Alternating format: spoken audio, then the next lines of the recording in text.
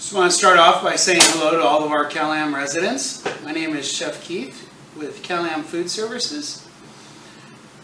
Summer is upon us. Today's cooking demonstration or cooking class is going to be a chocolate chili rubbed ribeye steak. You could use any cut of steak really that you would like. I just prefer the ribeye. The chocolate chili, the recipe is there for you to see. I went ahead of time and went ahead and mixed mine up. To get started, I stopped by the grocery store. I picked up a couple of 10 ounce, ribeyes. We're going to go ahead and give those a quick pat dry, and then we're going to season it with our chocolate chili rub. We're going to let that sit in the refrigerator for about 15-20 minutes. You could do it overnight. You could even cook your steak ahead of time because this is going to go on a salad. You can do it either way. So I'm just going to start by giving mine a gentle pat. You want to get off any moisture. You can do this on the barbecue grill outside.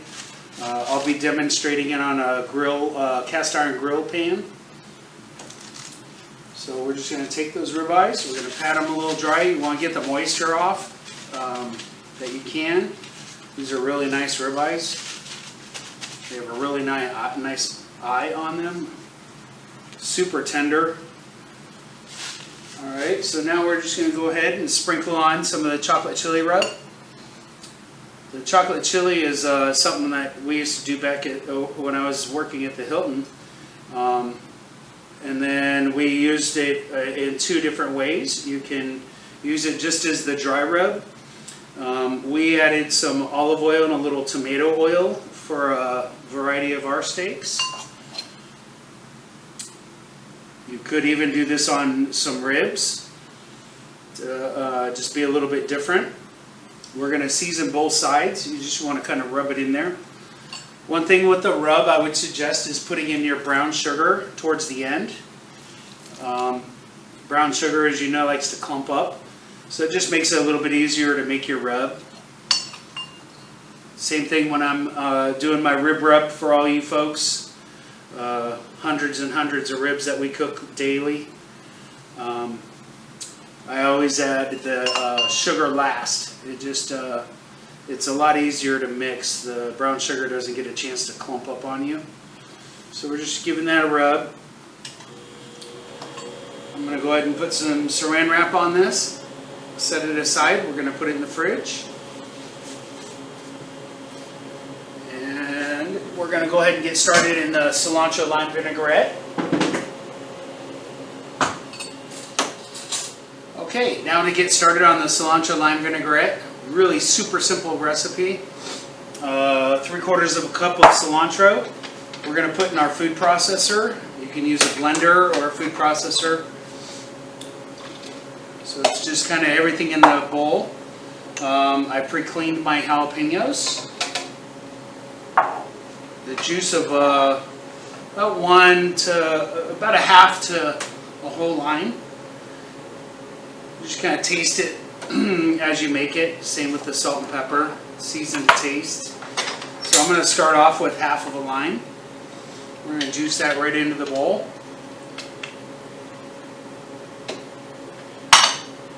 Here I have my fresh garlic, my olive oil, just a splash, about two teaspoons or so of apple cider vinegar. You don't want too much vinegar, it just kind of livens it up a little bit. And that's where it gets its vinaigrette. And then about 2 to 3 tablespoons or teaspoons of honey. You can use sugar if you'd like.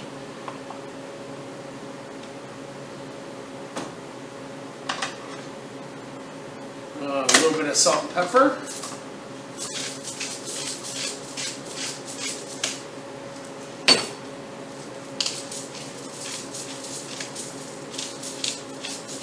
After you mix this up, you're going to taste it. Adjust your lime or your vinegar or your salt and pepper to taste. We're going to go ahead and put this on the puree setting.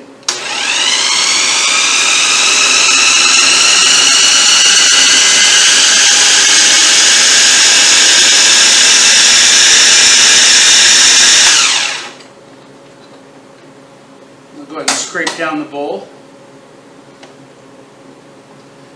You could even use this right here as a marinade also, but I wanted a nice difference between the salad dressing itself and the rub. But this does make a great marinade.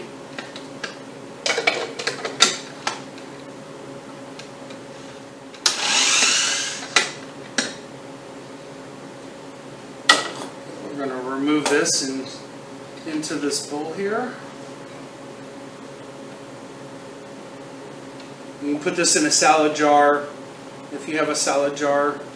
You can store it up to 2 to 3 weeks or so. Might change a little bit of color on you, might get a little bit brown, but the acids from the lime juice and the vinegar, and if you have it airtight, in an airtight container, it really shouldn't change a whole lot of color. I'm just going to put this off to the side. And now what I like to do for this recipe, it's just a personal reference, is I like to make it a little creamy. So I'm going to add a little bit of sour cream. You can add a little mayonnaise if you'd like. So I'm just going to take about a good heaping tablespoon of sour cream. Just going to give that a mix.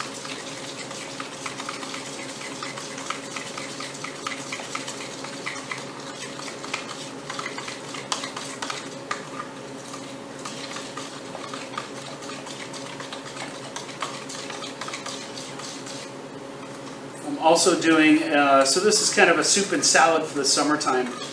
We're going to do a gazpacho, an authentic gazpacho. Generally, it's a cold soup.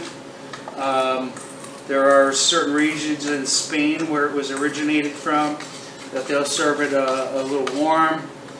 But here in Arizona, it's summertime. If you've never been in Arizona for summertime, it's always nice to have a nice, cool, refreshing. Here, let me give that a taste. Make sure it's balanced. I'm going to do a little bit more salt.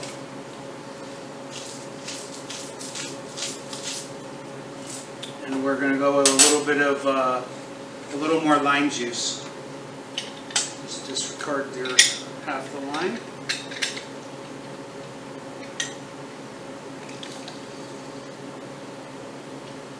I didn't squeeze quite that whole thing in there. Just gave it a gentle squeeze. Need a little bit more lime in there.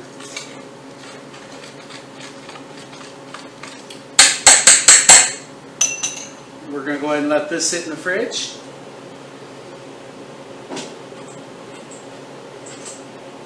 We're going to get started on the toppings for the salad. We're going to go ahead and put a little roasted corn on there. I'm going to clean up this little area and I'll be right back. We're going to get ready for the toppings and then the gazpacho. Thank you, and I'll see you in just a moment. Okay, everybody, we're going to go ahead and get started with some of the salad toppings. You can top this with anything you'd like.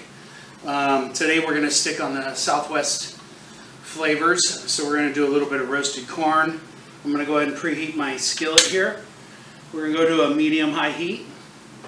When I do corn on the cob or off the cob, I like to take my corn. You might have seen this before. Just cut it straight down. Everything catches in your bowl and doesn't scatter all over your counter. Now when it comes to corn, you don't want to go too deep. You just want the kernels. You don't want the white underneath. They can be just kind of tough.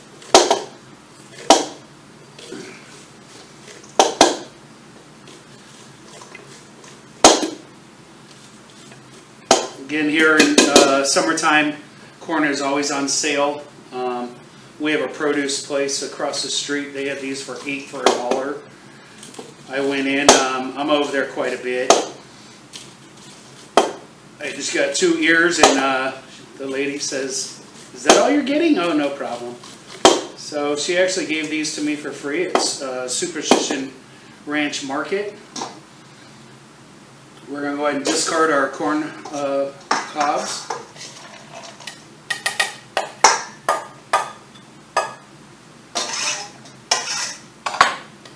Okay, now we're going to add a little bit of olive oil to our saute pan.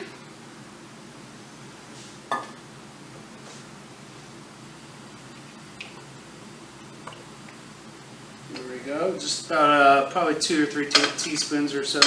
Just enough to coat the bottom of the pan. I'm not trying to deep fry your corn kernels. And then just test your pan and see if it's hot. When you hear a little sizzle, you know you're ready to go.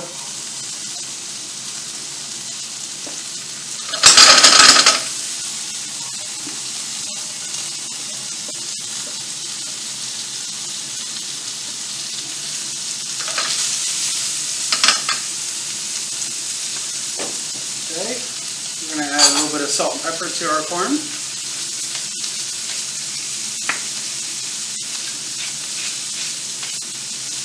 We're going to turn that down just a little bit. We're going to go ahead and get started on the cucumber. Now, because we are doing gazpacho, like the recipe is a half of a cucumber, while the other half I'm going to go ahead and utilize parts of that for the salad. I like to just peel a little bit of mine off if it's going on a salad or something, so it's not a real thick skin. Give that a little toss. That's going to take a little while to get done. You know, and I like to just cut mine in half. Save all your little pieces for the gazpacho. I like to do little half moons on a little bit of a bias. They just look nice. They eat well. Save your end. Okay, we're just going to put this off to the side. I'm just making enough to make 2 salads, so we're going to save all that for the gazpacho. I like a little tomato in my on my salad. So again, I'm just going to quarter it up and cut it into chunks. You can use cherry tomatoes if you want to do that, even if you like tomatoes. Some people don't like tomato on their salad. Again, this is just a starting point. Green pepper. I just like to cut the ends off, the sides off like that. Boom, boom. Makes it real simple. Anything you don't use, you would use in the gazpacho. Shake your seeds out. Give that a little bit of a toss. They might stick a little bit down towards the bottom.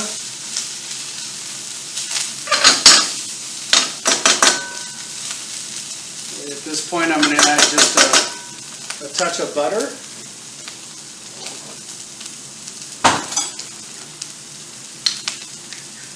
So about a teaspoon and a half or so of butter.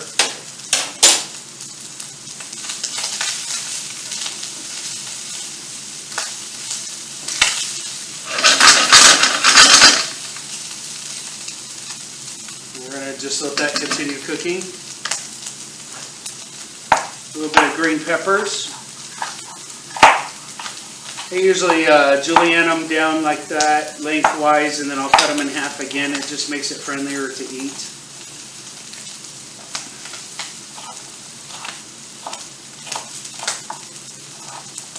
Same thing with your red pepper. We'll do the same thing. Okay, butter's melting. Starting to get some color on the corn.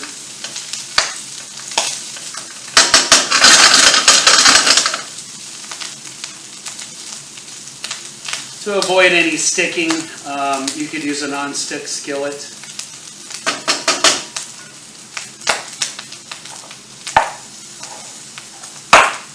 Shaved red onion. I like mine nice and thin. I'll usually leave them in rings like that until I plate.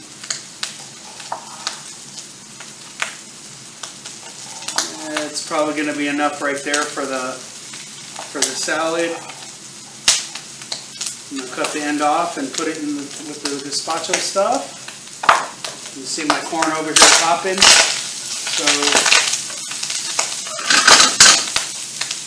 essentially we're done. We have some nice color on that. I'm going to go ahead and put this in a bowl and let it chill.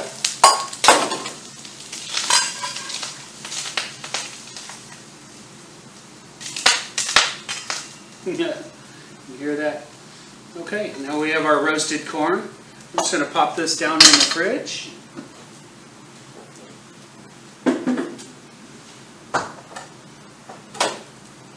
Okay. Again, I'm going to clean this area up, and we're going to go ahead and get started on the cooking of the steak. Okay, everybody, I'm back. Got everything cleaned up. Now we're getting ready to do the steak portion. We're going to go ahead and cook this steak. I am personally using a cast iron skillet with the griddle pan, the grill pan. So you get a little bit of char on parts of it. It's going to be nice. So I warm my skillet up to medium high. We're going to get it nice and hot. Now because I have a griddle pan, I'm going to put a little bit extra oil in here. You just want enough to keep it from sticking real bad. We're going to get the pan nice and hot, and then we're going to turn down the temperature a little. So, go ahead and pull my steaks out.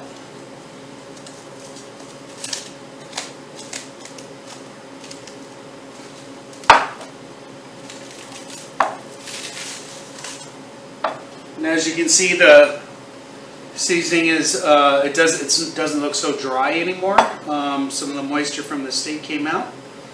And we're going to start with oil, and then we're going to finish with a little bit of butter. So I think we're doing pretty good there. I'm just going to let that warm up just a little more. In the meantime, I'm going to add a little more fresh salt and pepper right on top. Not too much. You don't want to hide the chocolate and the rest of the ingredients you had in there. There is salt and pepper in the mix. I just like to top it off with a little fresh.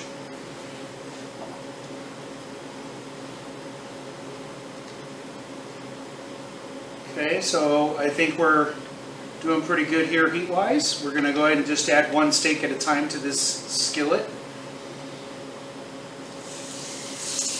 And that's what you want to hear.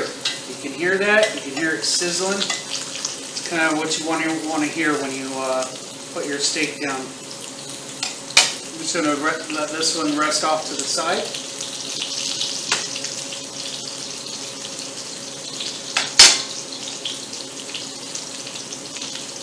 This is going to take about 3 minutes or so per side for medium rare.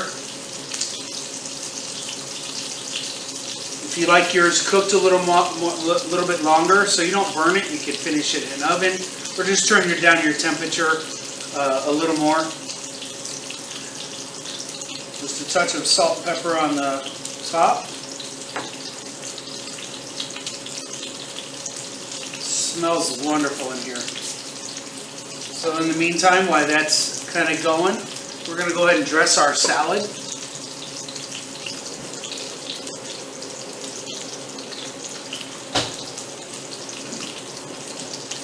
So we have the creamy cilantro lime vinaigrette that we had made earlier.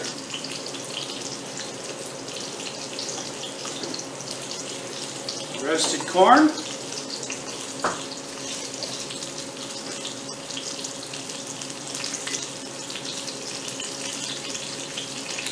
I'm just going to peek under here real quick. Yeah, we're doing good. Okay. So I'm just going to put a couple tablespoons of dressing onto the salad. And we're going to give it a toss.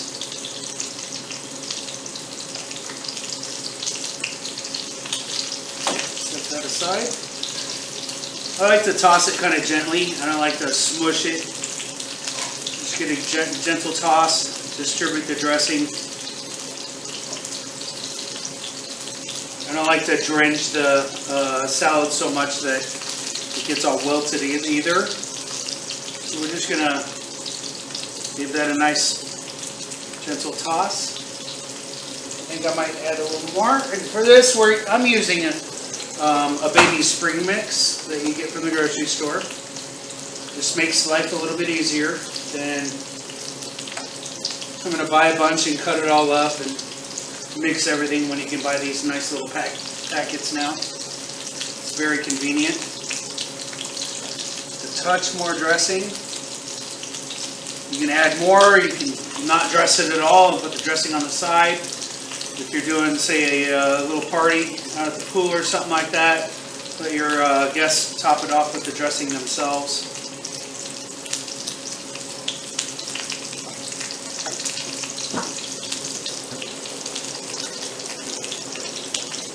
Okay, I'm going to go ahead and turn this right now.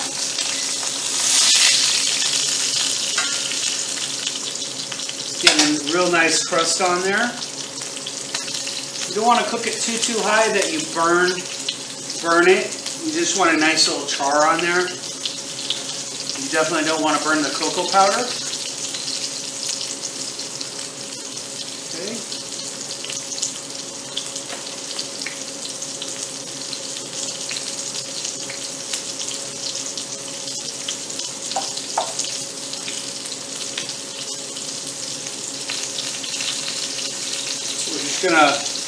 We're gonna do this separately. So we're gonna put the salad on one plate. If you have a large platter, you can put your salad on one side and slice your steak on the other side.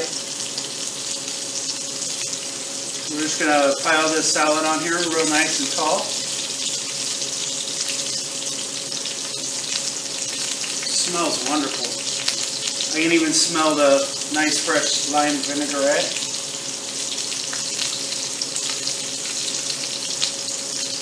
Kind of like that, and then we'll just drizzle a little bit of salad dressing right on top.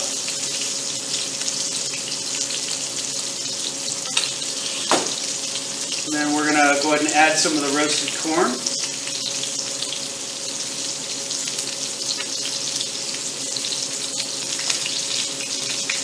Nothing better than roasted corn. It smells so wonderful.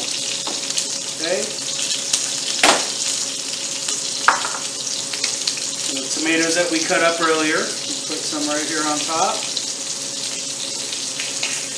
Let everything kind of go where it goes. Green pepper, red pepper, the thinly sliced onions. Again, you don't even have to have the onion on there. You do whatever you like on your salad.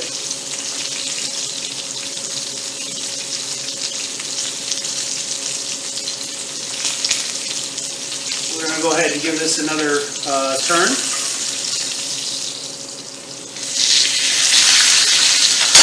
And that steak is just about there. And I had a little bit of we're going to add a little more cucumber on this.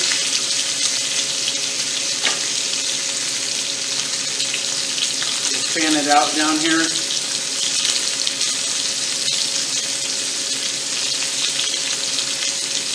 Turn the plate, fan it out a little bit right here.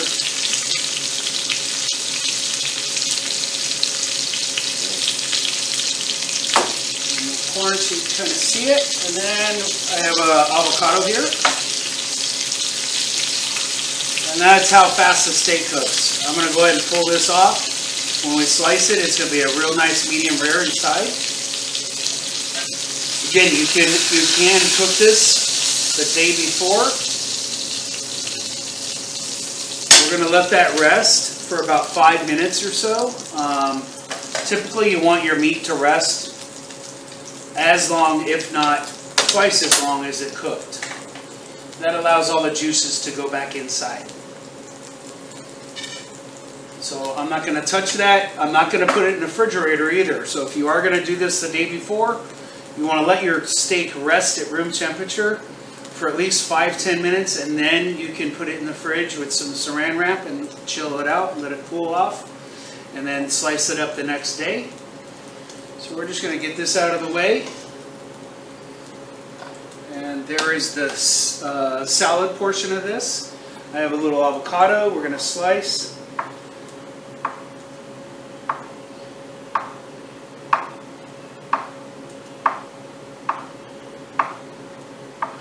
That'll add a little more creaminess to this. So a little trick, if you're not familiar with avocado, you can just slice it all up, fan it out. Just don't cut all the way through the very top part of it. And then you just lay that right on the plate. It makes a real nice presentation. And then I have a little queso fresca here, which is the feta cheese of Mexican food. It's really good. So we're just going to crumble a little bit of that queso fresca on there. It's going to make for a really nice salad. There you go. We're going to let this steak rest. I'll be right back with you momentarily. I'm going to get this a little bit wiped down and get ready for the gazpacho. Okay, everybody. The steak has rested. I went ahead and put it on a paper towel for a minute just to make sure there's no juices roaming around on your serving tray. Now we're going to go ahead and slice it up.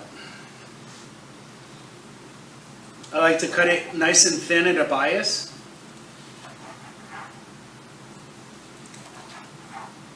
We have a perfect medium rare.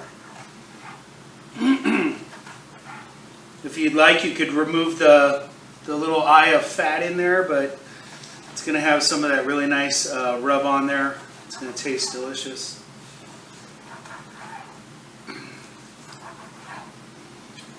So I like to slice it nice and thin, and then we're going to transfer it to a serving platter. Just like that. And we're going to shingle it just a little bit. Beautiful, beautiful medium rare. It's so tender too, it's just falling apart. So we're just going to shingle it out a little bit and show some of that color.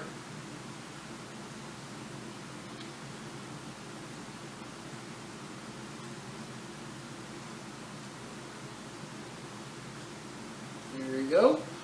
Now you can serve that like that, or you can go ahead and add little bits on your plate, a little bit of your salad.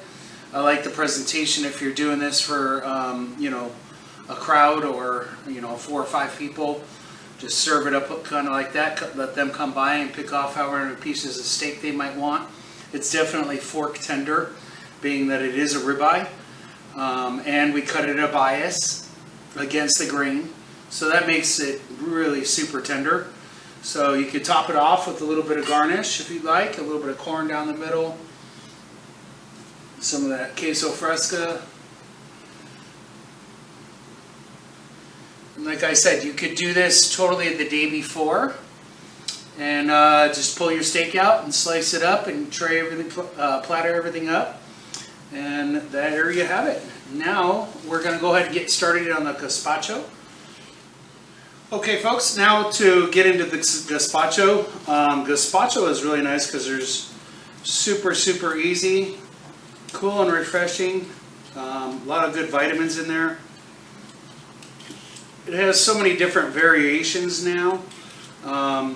We used to do this soup a while back at another place that I worked, and we would pre-cut all of our cucumbers, our green peppers, our garlic.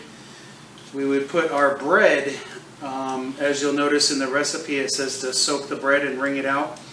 We would actually put the bread in the bottom of the container, cut everything and leave it in the fridge for a couple of days, and all the juices would come out, and that's where we got the moisture for the bread.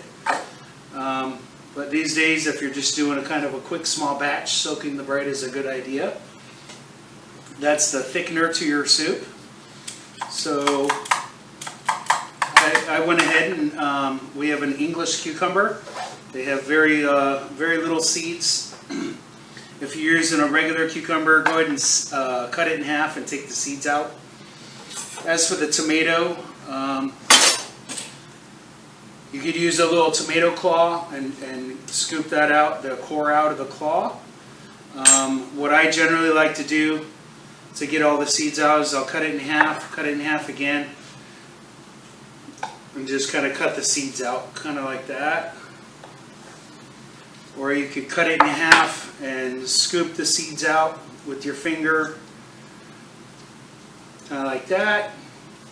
So I already did some of the legwork on this, but what makes this soup so nice is it's just kind of give everything a rough chop, and then you put everything in the blender and let the blender do the work. So I'm going to go ahead. That's about 1 pound of the tomatoes. I'm going to go ahead and finish coring this real quick. So I'm going to go ahead and take the core off the onion. Just give that a quick rough chop in the blender. I'm going to cut the cucumber down.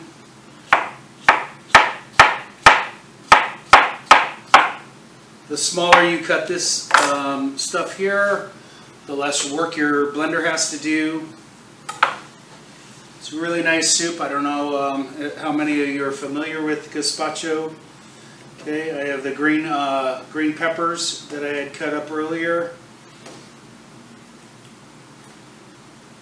You can put a little red pepper, which I'm doing. I had a little bit of scraps. Nothing's written in stone here. Now we're going to go ahead with the garlic. A little bit of sherry vinegar.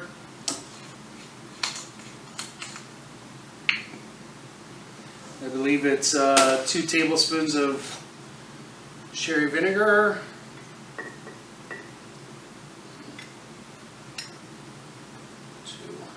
And then again, you'll want to taste it in the end. Half a teaspoon of cumin. A little bit of salt and pepper. And then you'll want to taste it after you blend it for salt, pepper, and vinegar.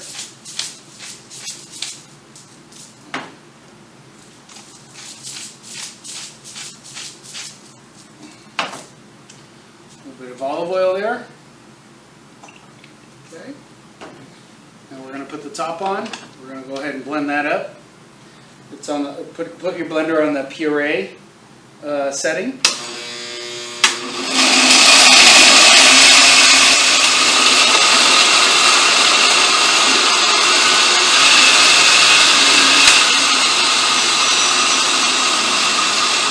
You can do this really thick, really super smooth. You can strain it, whichever consistency you would like.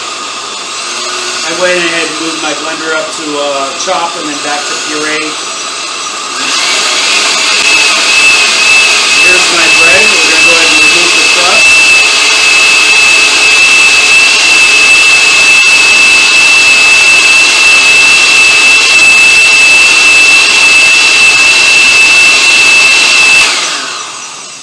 That's about where you're going to want it. I'll show you in just a moment.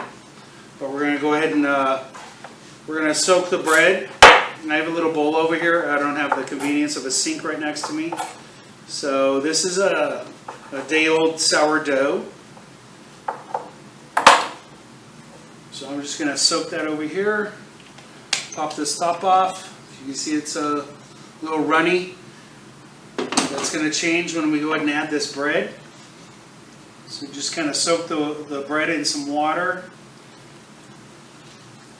I'll wring out the excess because you're trying to thicken the soup with it.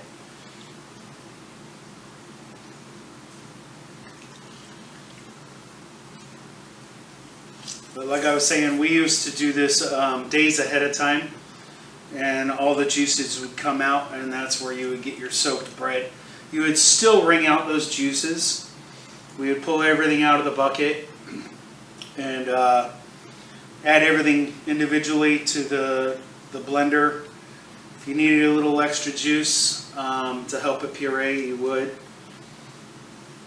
So that's the equivalent of one nice thick piece. These were a little bit short, so that's why I went ahead and used 2 pieces of bread. I wringed it out really, really well. Now we're going to put the blender top back on.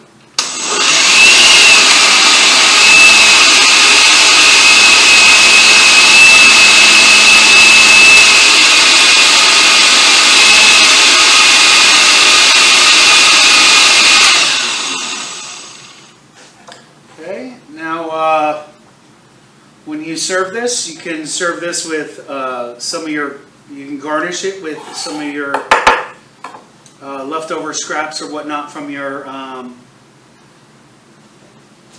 from the ingredients that went inside. So we're just gonna, or you can make some homemade croutons, or if you have a bag of croutons laying around, go for it. Okay. Now, if you can see, it made it thicker, so it's going to be more of a consistency of a soup. I'm going to go ahead and I used all the tomatoes, so I'm just going to dice up a little tomato here. And we'll use that to serve.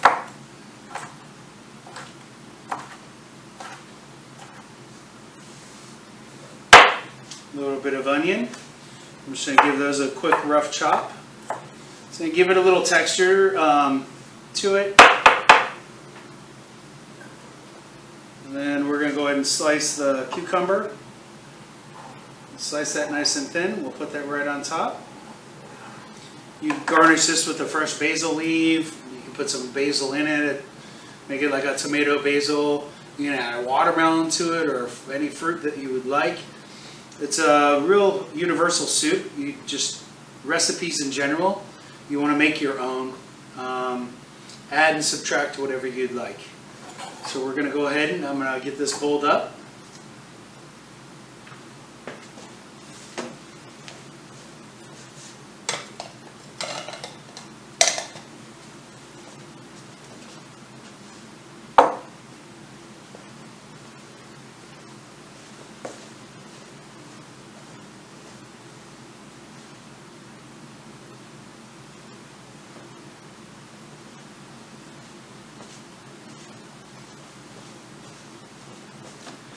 Okay, just going to pour it straight from the pitcher right into our serving bowl. You can do this in little shooters. Fill up some little shooter glasses if you're, and use it as like an hors d'oeuvre. So here we are. I'm going to go ahead and add a little bit of that tomato right on top. A little bit of the onion.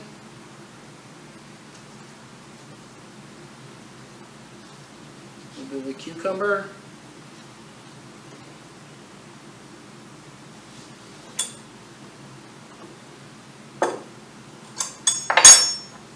So if you can see, it's scoopable. It's a little bit chunky. You can go as smooth as you want, like I was saying, or you can even strain all of it out and add a little bit more bread. That will make it nice and thick, but it'll make it super smooth.